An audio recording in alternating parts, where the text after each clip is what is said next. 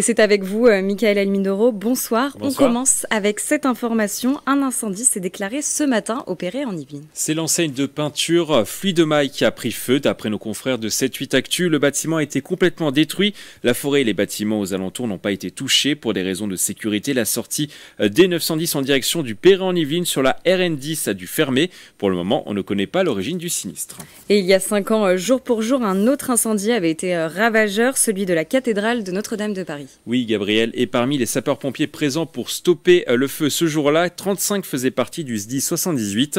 Quelques jours plus tard, ils avaient été honorés par le département des Yvelines à Versailles, notamment pour avoir été à l'origine du sauvetage du Beffroi Nord.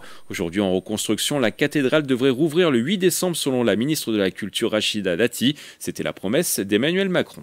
Et Michael, à partir d'aujourd'hui, le contrôle technique est désormais obligatoire pour les motos, les scooters, les voitures sans permis et les quads. Oui, si vos véhicules ont été immatriculés avant le 1er janvier 2017, le premier contrôle sera réalisé au plus tard le 31 décembre 2024.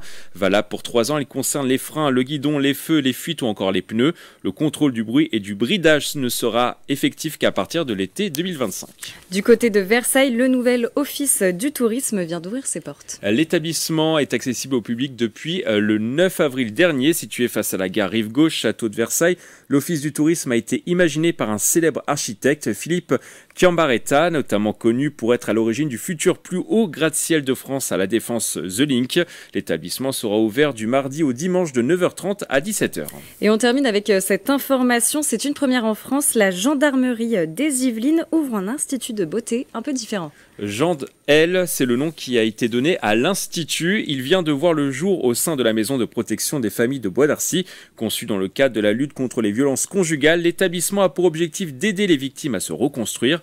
L'institut propose ainsi un parcours de reconstruction intégrale après l'intervention judiciaire et sociale.